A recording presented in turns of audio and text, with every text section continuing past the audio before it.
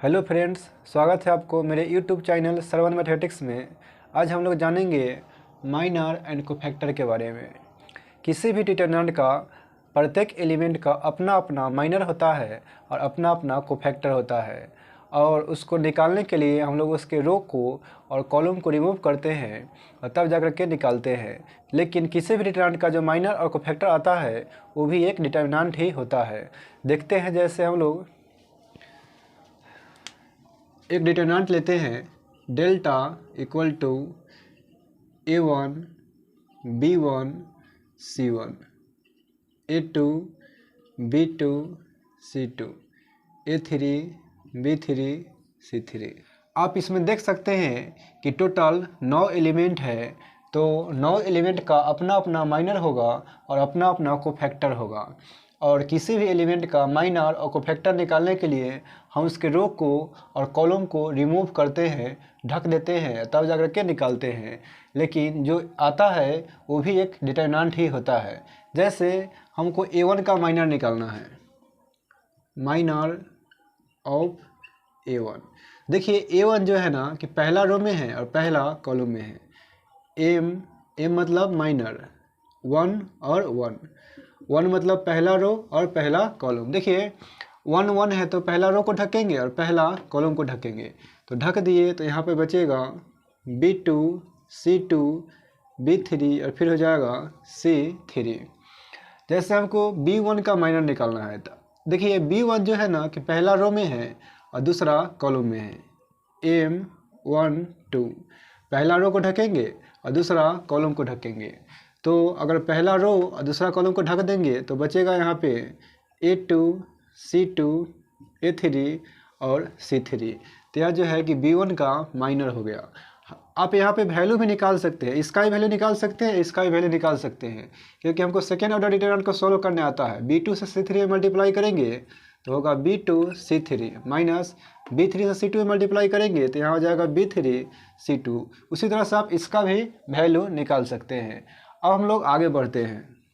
M13 मतलब पहला रो को ढकेंगे और तीसरा कॉलम, यह C1 का माइनर निकलेगा। तो C1 का माइनर निकलेगा तो रो कॉलम को ढकेंगे तो यहाँ पे बचेगा A2 B2 A3 और फिर हो जाएगा B3। M21 मतलब दूसरा रो और पहला कॉलम को ढक देंगे तो बचेगा B1 C1 B3 और फिर हो जाएगा C3। M22 है तो दूसरा रो और दूसरा कॉलम को ढकेंगे तो यहाँ होगा A1 C1 A3 और फिर हो जाएगा C3।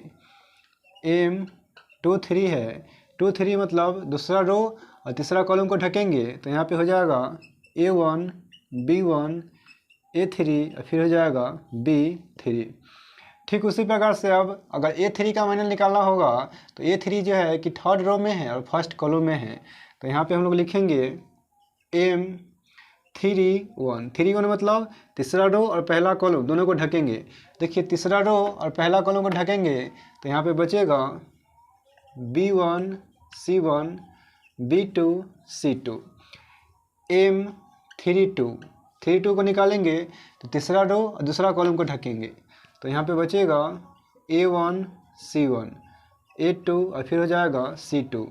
और M33 मतलब तीसरा रो और तीसरा कॉलम को ढकेंगे तो यहाँ पे बचेगा A1 B1 A2 और फिर हो जाएगा B2। और आप देख सकते हैं कि इसमें प्रत्येक जो डिटरमिनेंट है या सेकेंड ऑर्डर में है तो इसका वैल्यू भी निकाल सकते हैं। अगर सभी डिटरमिनेंट को आप सॉल्व करते हैं तो यह जो है कि प्रत्येक एलिमेंट का माइनर का वैल्यू निकल जाएगा, तो यह आपका माइनर हो गया। ठीक इसी प्रकार से कोफैक्टर भी निकलता है, लेकिन माइनर में जो है कि साइन से कोई मतलब नहीं होता है। इसमें सभी का साइन देखिए पॉजिटिव में है, लेकिन कोफैक्टर में जो है ना कि एलिमेंट का साइन लेना पड़ता है।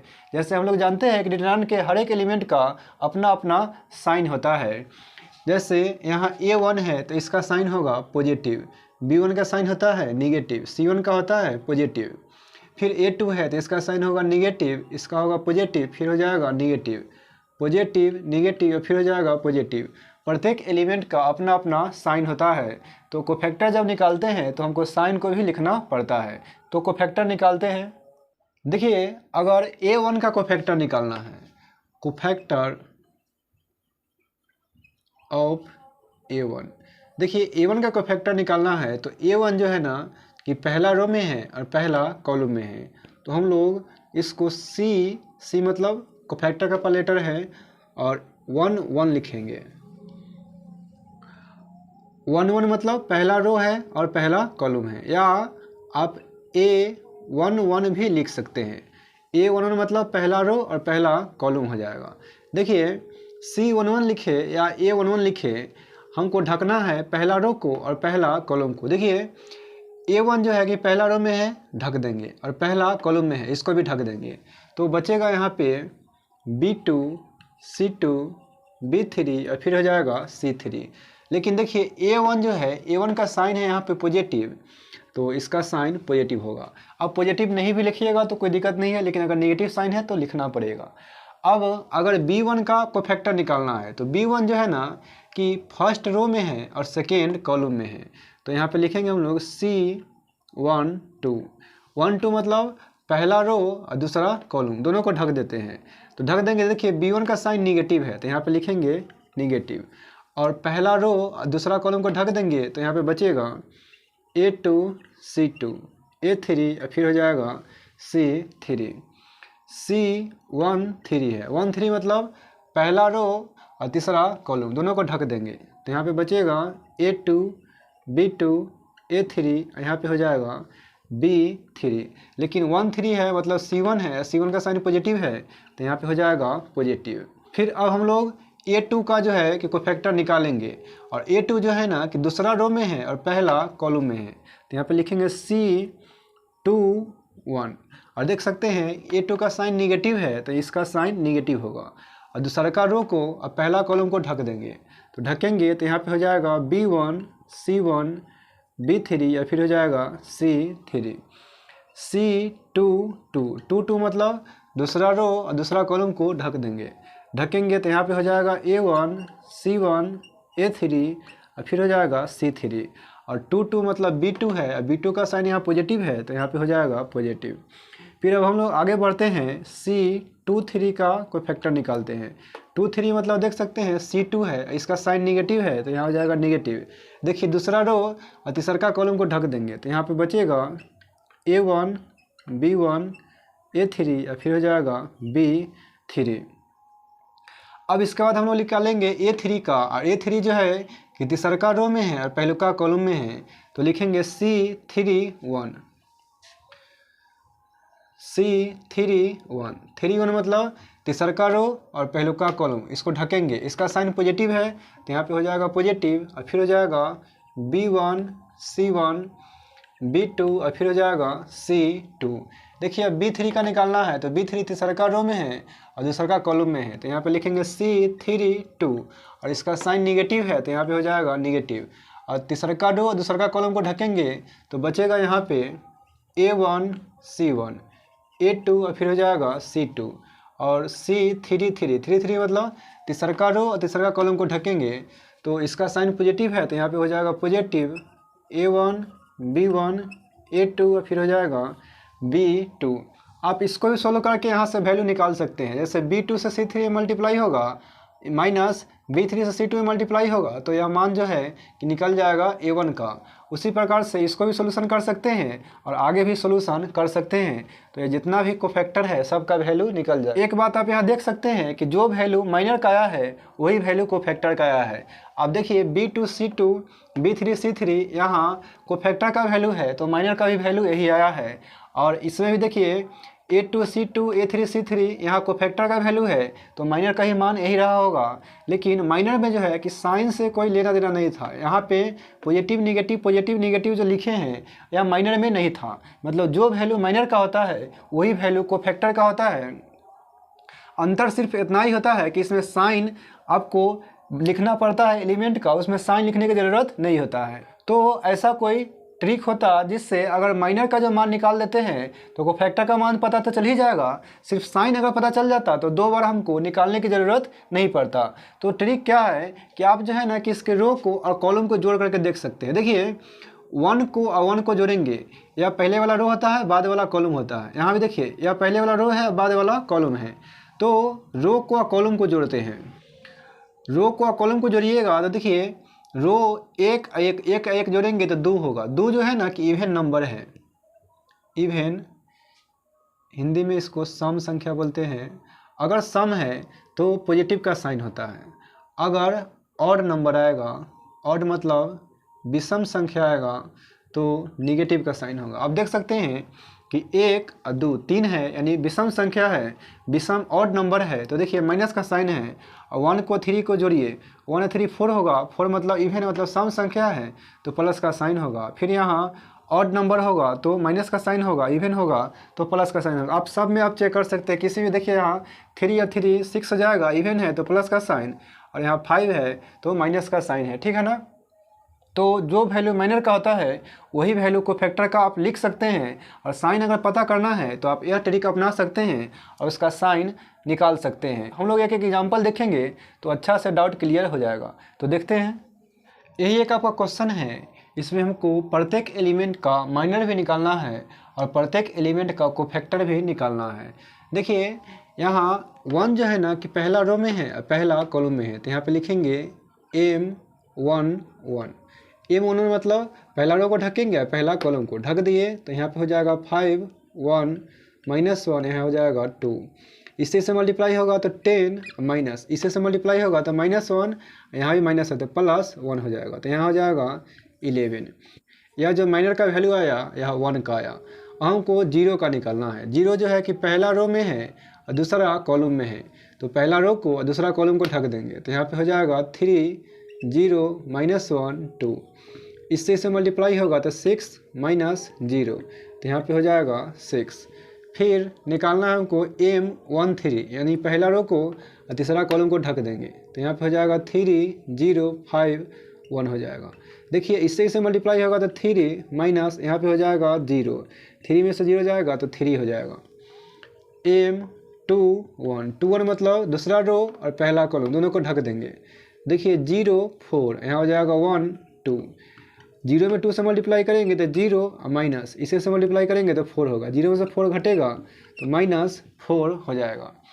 अब 2 1 के बाद 2 2 का निकालेंगे। 2 2 मतलब दूसरा रो का और दूसरा कॉलम का, तो यहाँ पे बचेगा 1 4 0 2। देखिए 1 में 2 से मल्टीप्लाई करेंगे तो 2, माइनस 0 में 4 से मल्टीप्लाई करेंगे तो 0 हो जाएगा, यानी वैल्यू 2 आ जाएगा। M23 दूसरा रो और तीसरा कॉलम को ढकेंगे, तो यहाँ पे हो जाएगा 1 0 0 1। 1 से 1 में मल्टीप्लाई होगा तो 1 -0, तो यहाँ पे वैल्यू 1 हो जाएगा।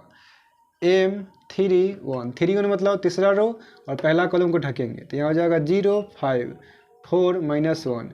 0 से -1 में मल्टीप्लाई करेंगे तो 0 -20, तो यहाँ पे वैल्यू हो जाएगा -20। M32 मतलब तीसरा रो और दूसरा कॉलम को ढकेंगे, तो यहाँ पे हो जाएगा 1 3 4 -1। 1 से -1 में मल्टीप्लाई करेंगे तो -1 होगा, माइनस यहाँ 12 हो जाएगा, तो -13 हो जाएगा। और M33 मतलब तीसरा रो और तीसरा कॉलम को ढकेंगे, तो यहाँ पे हो जाएगा 1 3 0 5। 1 से 5 में मल्टीप्लाई होगा तो 5, माइनस 3 में 0 से मल्टीप्लाई होगा तो 0, यानी वैल्यू 5 हो जाएगा। तो यह जो है कि प्रत्येक एलिमेंट का माइनर का वैल्यू निकल गया। और अभी बताया है कि जो मान माइनर का होता है वही मान कोफैक्टर का होता है, सिर्फ कोफैक्टर में साइन लिखना पड़ता है। तो जैसे अगर C11 का वैल्यू चाहिए तो C11 का वैल्यू 11 ही होगा।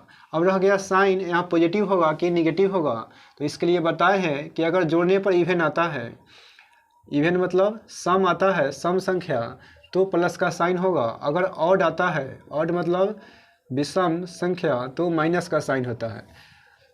आप यहाँ देख सकते हैं कि 1 और 1 जोड़ेंगे तो 2 होगा, 2 मतलब इवन नंबर होगा तो प्लस का साइन होगा। प्लस का साइन आप नहीं भी लिख सकते हैं, कोई दिक्कत नहीं है। C12 मतलब 1 2 का वैल्यू दिया हुआ है 6। अब रह गया कि इसका साइन क्या होगा, तो 1 और 2 3 है, मतलब ऑड नंबर है तो माइनस का साइन होगा। C13 देखिए 3 है तो यहाँ भी हो जाएगा 3, और 1 और 3 को जोड़ेंगे तो इवन नंबर आएगा, यानी प्लस का साइन होगा। C21 21 यहाँ वैल्यू दिया हुआ है -4 और आप जोड़िए 2 और 1 3 होगा, 3 मतलब ऑड नंबर होगा तो बीच में माइनस का साइन है और यहाँ माइनस है, माइनस में हो जाएगा प्लस। C22 देखिए 2 वैल्यू दिया हुआ है और 2 इवन नंबर होगा यानी प्लस का साइन होगा। C23 का वैल्यू दिया हुआ है 1 और 2 3 5 होगा, 5 मतलब ऑड नंबर होगा तो यहाँ माइनस का साइन होगा। C31 यहाँ पर दिया हुआ है -20, यहाँ प्लस का साइन होगा और प्लस में माइनस से मल्टीप्लाई होगा तो माइनस ही होगा। और C32 देखिए यहाँ पे दिया हुआ है -13 और 3 और 2 को जोड़ेंगे तो 5 यानी ऑड नंबर होगा तो माइनस माइनस हो जाएगा प्लस। और C33 इसका वैल्यू दिया हुआ है 5 और इसका साइन पॉजिटिव होगा। तो यहाँ से हम सीखे कि अगर माइनर का वैल्यू पता है तो कोफैक्टर का वैल्यू निकाल सकते हैं और साइन पता करना रहेगा तो आपको यह ट्रिक को अपनाना पड़ेगा तो साइन ही पता हो जाएगा। तो इसी तरह से आप किसी भी डिटरमिनेंट का प्रत्येक एलिमेंट का माइनर और कोफैक्टर का वैल्यू निकाल सकते हैं। किसी किसी क्वेश्चन में जो है ना कि किसी एक रो का या किसी एक कॉलम का ही माइनर कोफैक्टर पूछता है और किसी किसी में प्रत्येक एलिमेंट का पूछता है और किसी किसी में सिर्फ एक एलिमेंट का पूछेगा। तो जैसा क्वेश्चन रहेगा वैसा ही हम लोग निकालेंगे। अगर मान लीजिए कि किसी क्वेश्चन में आपको सिर्फ सेकेंड कॉलम का ही माइनर और कोफैक्टर निकालने के लिए कहता है तो सिर्फ सेकेंड कॉलम का ही निकालेंगे और सबको निकालने की ज़रूरत नहीं है। तो इस वीडियो को यहीं पर समाप्त करते हैं। अगर वीडियो से आपको सीखने को मिल रहा है तो यह वीडियो को अपने फ्रेंड सर्कल में ज़रूर शेयर कीजिएगा और लाइक सब्सक्राइब ज़रूर कीजिएगा। Thank you.